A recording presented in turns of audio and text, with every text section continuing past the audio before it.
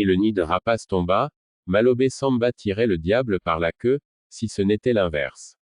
Il en était à son 10e mois sans salaire.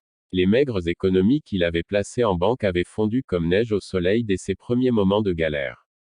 L'homme avait fait le tour de tous ses proches et amis solvables, leur empruntant, tour à tour, de quoi subvenir à ses besoins domestiques essentiels, ce qui était incompressible comme le loyer, la nourriture de la famille, le transport quotidien et la scolarité des enfants. Mais, à force de reporter à des calendes incertaines, le remboursement des crédits de dépannage qui lui étaient octroyés par les uns et les autres, non sans réticence, il avait fini par en être sevré. Une dette ne saurait avoir de sœur, selon le bon vieil adage muntoulandais qu'un soir de diète lui servit, pour toute réponse à une énième sollicitation, le boutiquier du quartier auprès de qui il prenait habituellement ses provisions mensuelles. Il avait étalé sous ses yeux larmoyants les ultimes bons impayés inscrits à son passif et dont le non-règlement suspendait son compte jusqu'à nouvel ordre. Malobe ne savait plus où donner de la tête. Et il n'était pas le seul. Les 243 autres employés permanents et vacataires de la société muntoulandaise des bois et des sols étaient logés à la même enseigne. À quelques exceptions particulières près, tous avaient subitement basculé dans une misère profonde. La SMBS avait cessé d'honorer ses obligations pécuniaires à leur endroit, la contrepartie financière au dur labeur qu'ils continuaient d'abattre dans la capitale comme en milieu rural, jusque dans les contrées les plus excentrées du Muntouland. Leur quotidien était devenu dramatique. Ils étaient nombreux à avoir été expulsés de leur logement par des marchands de sommeil qui ne pouvaient accepter chez eux des locataires insolvables, incapables de s'acquitter de leurs engagements. Les enfants des travailleurs de la SMBS scolarisés dans le privé n'allaient plus en classe, exclus temporairement des écoles, jusqu'à ce que leurs parents fussent à jour de leurs volumineux arriérés. Certaines de leurs épouses, celles-là qui étaient mariées avec leurs hommes pour les fastes du meilleur et point pour les affres du pire, n'avaient pas tardé à déserter le domicile conjugal, pour de bon ou en attendant des lendemains qui rechanteraient. Aussi paradoxal que cela pouvait être, la SMBS, la société nationale qui avait en charge la gestion de l'immense patrimoine forestier et foncier rural du pays, était au bord de la faillite. Sous la forte pression des institutions de Bretton Woods, l'État avait cessé de subventionner ses charges de fonctionnement, depuis une bonne vingtaine d'années. Cependant, la société avait droit à une part substantielle des rentrées d'argent qu'elle engrangeait au titre des redevances sur les concessions et permis d'exploitation qu'elle délivrait, à des firmes occidentales pour l'essentiel. Elle avait normalement de quoi assurer l'équilibre de sa gestion. D'un régime à l'autre, il ne lui avait jamais été exigé plus que cela. Mais c'était sans compter avec la boulimie inextinguible de Marofou Dankalo, son président-directeur général. Comme ses compagnons d'infortune, Malobe n'en voulait absolument pas à ses parents et amis qui ne pouvaient plus le dépanner, ni à son boutiquier qui avait sans trop de délicatesse opposé une fin de non-recevoir à sa toute dernière demande de crédit alimentaire. Ni au directeur d'école qui avait exclu ses enfants, et pour le moins à sa tendre moitié partie avec eux chez ses parents. Comme eux, il savait indubitablement que Marofou Dankalo était l'alpha et l'oméga de tous les malheurs qui s'étaient abattus sur et autour de la SMBS. Tous avaient passé un week-end des plus sinistres chez eux, après avoir attendu vainement, jusque tard dans la soirée du vendredi, un largage partiel de para ainsi qu'ils appelaient les avances sur salaire. Marofou le leur avait promis, pour la énième fois de suite. À la dernière minute, il leur avait annoncé qu'ils devraient attendre encore quelques jours, le temps de faire débloquer les comptes bancaires de l'entreprise, avec le coup de pouce du ministre de tutelle. Ils étaient frappés par des avis à tiers détenteurs émis par des fournisseurs avec qui le patron de la SMBS semblait vouloir indéfiniment jouer à cache-cache. Les cadres les plus avertis savaient qu'il n'y avait pas grand-chose dans les comptes bancaires de la société. Marofou vendait des permis d'exploitation de bois et concédait de terres arables à des exploitants locaux, sous le sceau de la SMBS, mais à son seul profit. Quand il ne pouvait agir de la sorte dans les transactions avec les investisseurs occidentaux, arabes et asiatiques, il faisait traîner les dossiers jusqu'à ce qu'un consistant Bakshi aidât à les sortir des tiroirs d'attente et à diligenter leur traitement. Des commandes de véhicules et de matériel passées à des fournisseurs fictifs censés les exécuter depuis l'étranger lui permettaient de détourner d'importantes sommes d'argent qui donnaient encore plus d'épaisseur au confortable matelas de devises fortes qu'il s'était, avec abnégation, constitué, dans une prestigieuse banque suisse romande. La mauvaise gestion de l'entreprise en était à un point tel qu'elle n'était plus en odeur de sainteté auprès de ses fournisseurs, qu'elle n'honorait plus ses obligations fiscales et sociales, en plus de rester devoir près d'une année de salaire à son personnel. Insatiable, Marofo raclait, chaque fin de semaine, les paiements en numéraire déposés à la caisse, pour de soi-disant frais de représentation et de mission à l'intérieur du pays. En réalité, alors que ses employés et leurs familles s'enfonçaient dans une sordide indigence, cet argent lui servait à faire délicieusement la nouba à Macobar, mais surtout à Salibou, une station balnéaire paradisiaque à l'est de la capitale, sur la pittoresque côte sablonneuse du Muntouland, en galante compagnie, et souvent avec les 4 cadres qui lui tenaient la chandelle et qui lui servaient la soupe, à sa guise.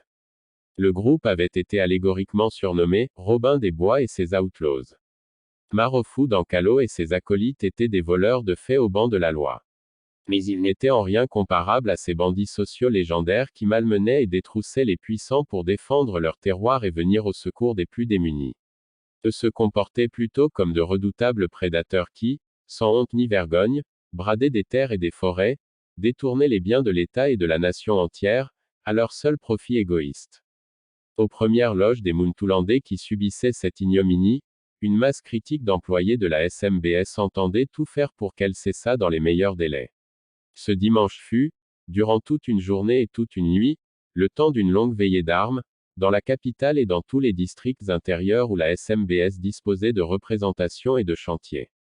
Les rencontres sur les différents sites et les longs échanges téléphoniques entre les protagonistes avaient été couronnés par l'adoption d'une ligne d'action consensuelle.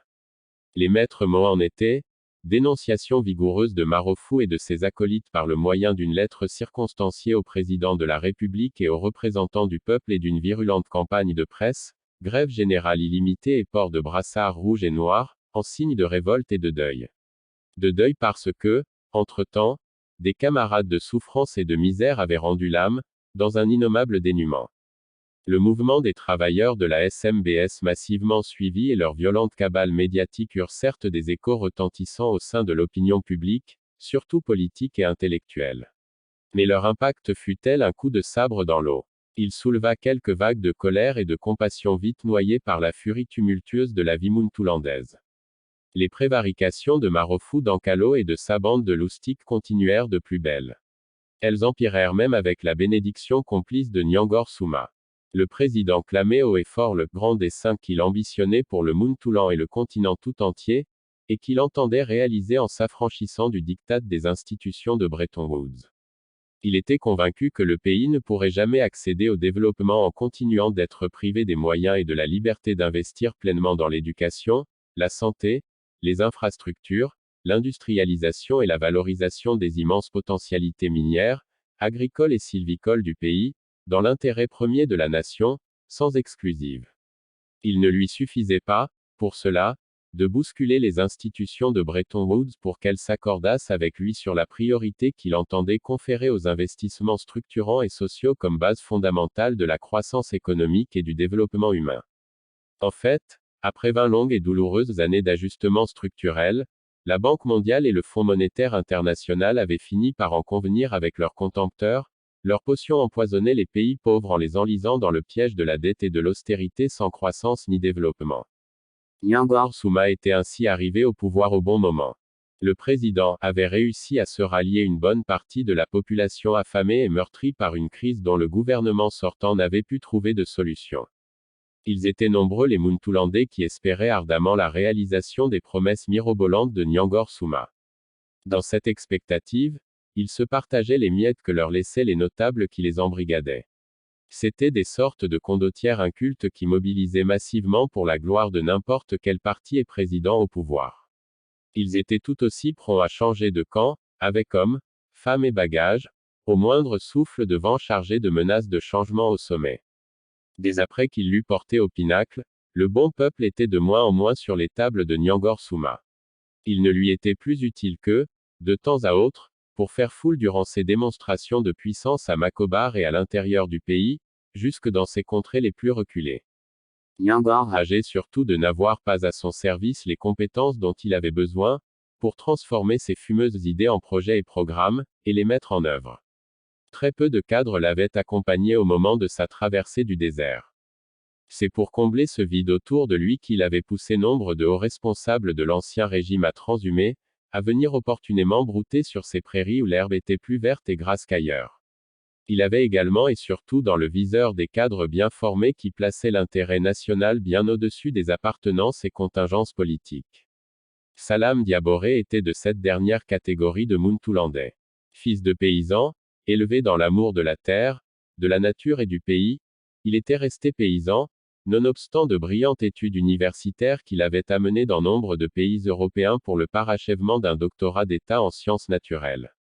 De retour au Muntouland, il intégra l'université Kwame Nkrumah de Makobar, comme enseignant-chercheur à la faculté des sciences de la terre et de la nature, sous le régime de Fabien Ndongo. C'est sans arrière-pensée ni considération politicienne qu'il avait donc accepté d'être promu directeur général de la SMBS par Nyangor Souma, tout juste après son élection à la présidence de la République. Il y avait retrouvé Marofou Dankalo avec qui il entretenait une solide amitié depuis leurs premières années à l'UKN. Marofou avait quitté l'université au terme de sa deuxième année à la faculté de sciences naturelles, pour se faire embaucher à la SMBS, comme superviseur de chantier. Il y était à sa 10e année d'activité à ses retrouvailles avec son ami.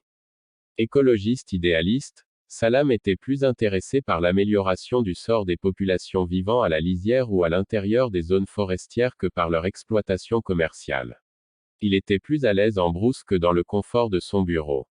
Il avait fini par se décharger de l'administration et de toute la paperasserie sur Marofou Dankalo qu'il avait promu secrétaire général. L'erreur lui fut fatale.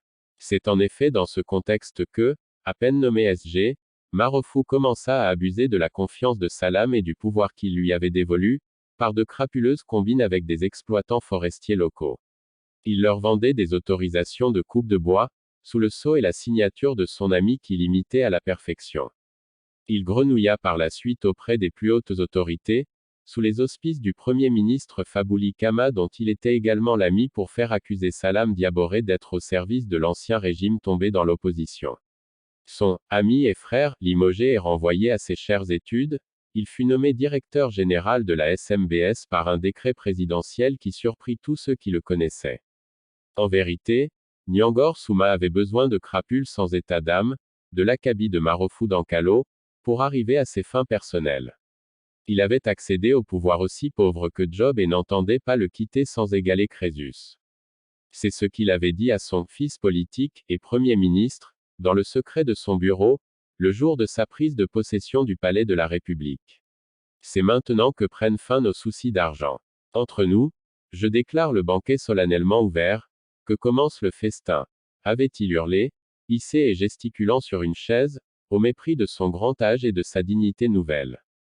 Il avait, au fil des années, saupoudré le Muntouland de quelques réalisations infrastructurelles qui en jetaient assurément, mais le gros des financements reçus des partenaires extérieurs au développement avait été consciencieusement détourné à son profit et à celui de sa famille, de ses ministres et partisans politiques. Lui et les siens s'étaient, dans cette même veine, partagé les réserves foncières qui, dans la capitale et sa banlieue, relevaient du domaine public. L'administrateur général du cadastre opérait urbi le dépeçage du patrimoine urbain et les affectations nominales des parcelles, dans la grande salle du conseil de cabinet du palais présidentiel, sous la supervision pointilleuse du maître des lieux. Un véritable nid de rapaces. Marofou Dankalo avait été coopté et mandaté par le président pour être la cheville ouvrière du partage orbi des terres fertiles entre le premier des Muntoulandais, sa famille et les autres pontes de la République, des concessions faites à des agro-industriels occidentaux et asiatiques par-dessous les caisses du trésor public et de l'exportation tout aussi frauduleuse du bois extrait des forêts conséquemment ravagées. Évidemment, comme l'administrateur général du cadastre, il avait sa part du gâteau, ses royalties et ses prébendes. Sa position centrale et son rôle déterminant dans ce dispositif rocambolesque expliquaient à suffisance que le mouvement d'humeur et le tapage médiatique des pauvres gars de la SMBS furent de nul effet sur ses turpitudes. Il jouissait de la plus haute protection qui pouvait être sur la terre du Muntouland. Mais le vent n'allait pas tarder à tourner. C'est même une tempête d'une violence inouïe qui emporta Nyangor Souma, quand le bon peuple muntoulandais refusa massivement de lui accorder un second mandat, quand il arriva au terme d'un septennat qui fut épouvantable sous tous les rapports. Nyangor Souma avait comme principal adversaire Soumaïla Draman, le chef du Parti pour le redressement national. C'était un technocrate quinquagénaire réputé compétent, intègre et grand patriote. L'opposition coalisée en avait fait son unique et seul candidat. C'est sous le soleil printanier des derniers jours d'un mois de mai, encore sous la fraîcheur des vents alizés qui balayaient la côte muntoulandaise, que se déroula le scrutin présidentiel. Malobe Samba, après avoir été, tôt le matin, accomplir son devoir civique, pas loin de sa demeure, à l'école publique Les Randos, avait rapidement regagné ses pénates. Il était sérieusement dans la crainte de débordements violents de la part des milices que le pouvoir sortant avait armées et mobilisées, dans les coins populeux et chauds de la banlieue, mais également au cœur frénétique de Macobar, pour provoquer, intimider et casser de l'opposant ou du simple citoyen, dans le dessein de brider au maximum un engouement qu'ils savaient massivement en sa défaveur. Ils avaient été suffisamment nombreux ceux qui, comme Malobe Samba, dans la capitale et jusqu'au fin fond du Muntoulan, voulaient se débarrasser définitivement de Nyangor Souma. Mais tous avaient vécu cette journée de consultation dans le désespoir de voir leur suffrage spolié, parce qu'ils savaient, le président capable de tout, de toutes les entourloupes possibles et imaginables pour rester au pouvoir.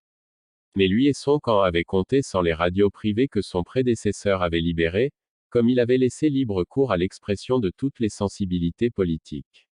Leurs reporters avaient leur quartier jusque dans le moindre centre de vote. Prenant le pouvoir sortant de court, de l'arrêt de la consultation jusque très tard dans la soirée, ils avaient égrené sur toutes les ondes les résultats du scrutin, minute après minute, heure après heure, bureau de vote après bureau de vote, au fur et à mesure que le verdict populaire sorti des urnes était inscrit sur les procès-verbaux et proclamé par les héros du jour. Les radios avaient porté haut la voix sourde d'un peuple mature et souverain qui avait à nouveau choisi massivement l'alternance, mais cette fois envers et contre Nyangor Souma. Les mots d'ordre en faveur de sa réélection serinés, avant et pendant une houleuse campagne électorale, par les plus hauts dignitaires religieux et civils de la nation n'y avaient rien pu. Ni non plus ces menaces de faire couper les flux financiers vers l'économie muntoulandaise et donc de laisser inachever ses grands travaux, s'il était bouté hors de la présidence de la République. Fort déçu par les illusoires promesses du président, et par le pillage du pays qu'il orchestrait avec sa famille et ses proches, le citoyen ordinaire muntoulandais avait perdu toute confiance en lui. Usant de la seule arme de changement en sa possession, sa carte d'électeur, il avait résolument jeté son dévolu sur Soumaïla Draman.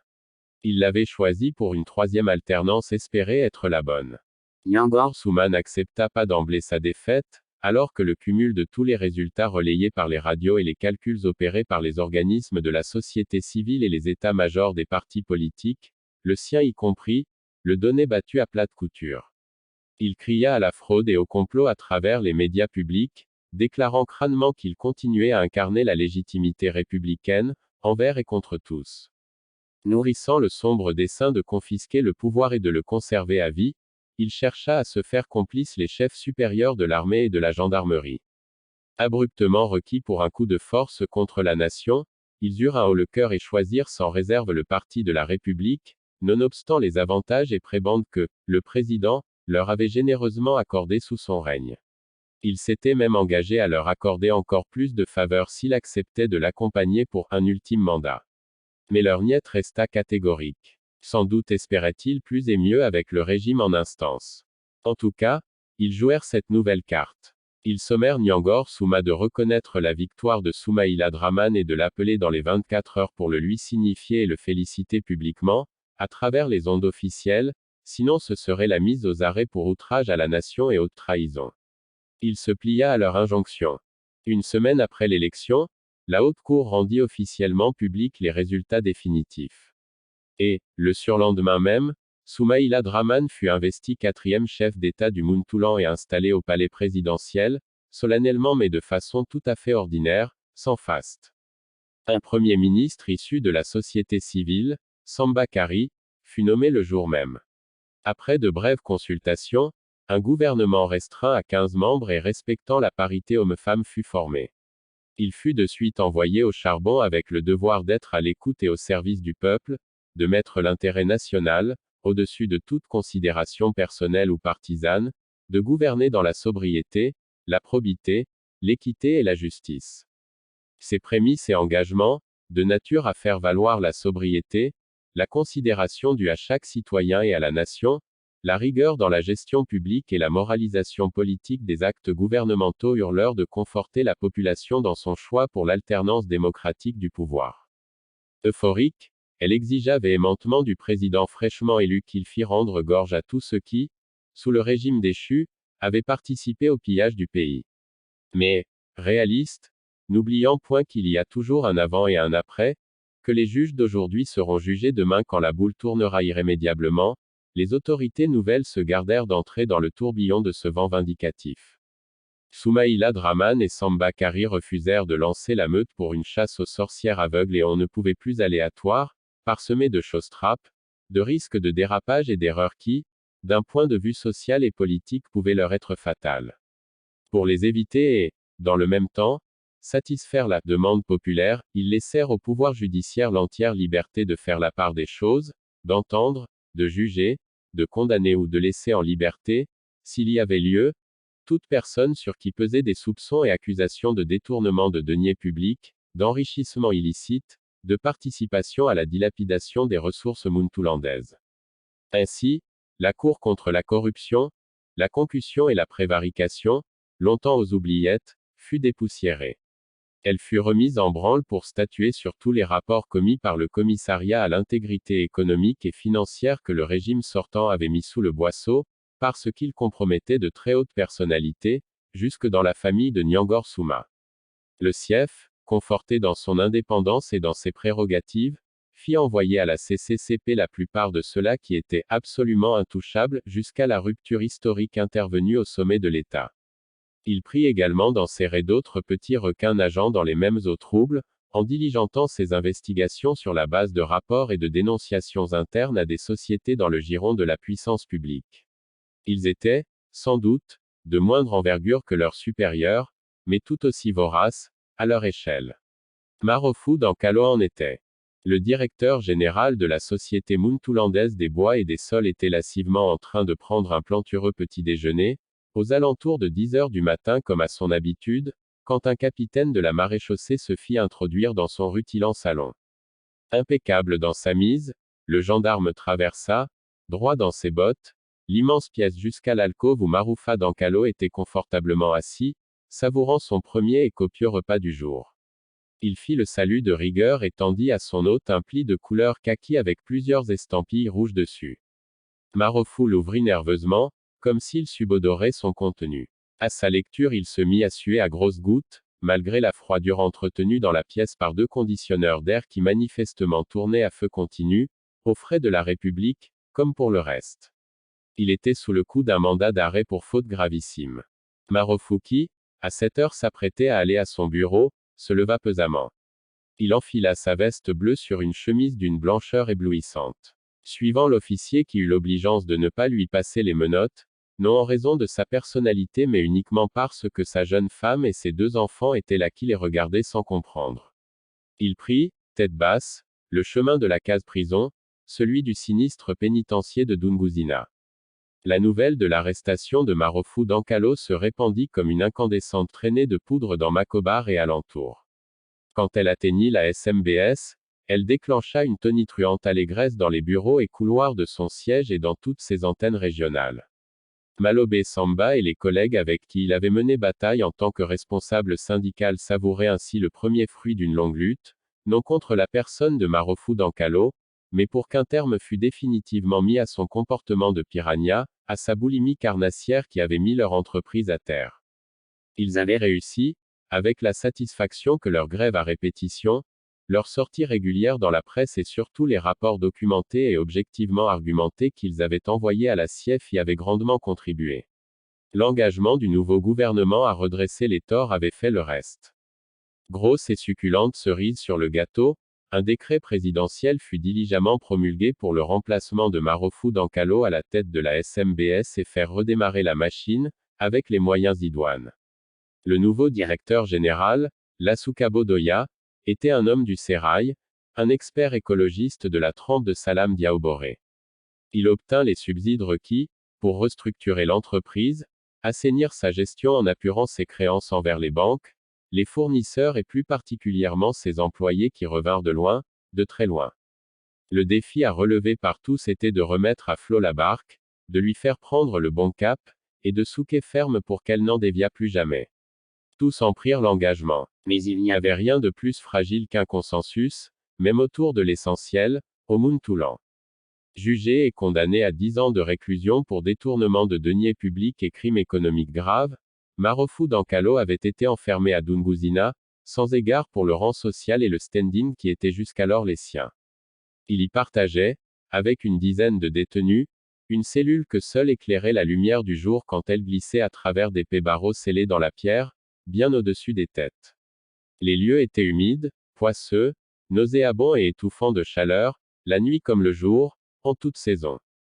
Marofou, naguère rondouillard et grassouillet, avait perdu son embonpoint. L'enfermement brutal dans cet environnement glauque et sordide, aux antipodes du luxe et du farniente qui avait pavoisé son passé récent, l'avait rapidement fait fondre. Il avait d'autant moins fière allure que, physiquement et moralement affaibli et déstabilisé, il n'eut ni la force ni le courage de s'opposer à sa transformation en fiancé par deux gaillards, le chef de chambrée et son adjoint autoproclamé, qui se relayaient sur lui, presque tous les soirs, depuis sa mise au banc. Salam Diaboré avait beaucoup hésité. Ses parents et proches avaient cherché à l'en dissuader. Mais c'était plus fort que lui. Il ne pouvait ne pas aller rendre visite à Marofou Dankalo. Il restait l'ami, malgré tout ce qu'il avait pu lui faire.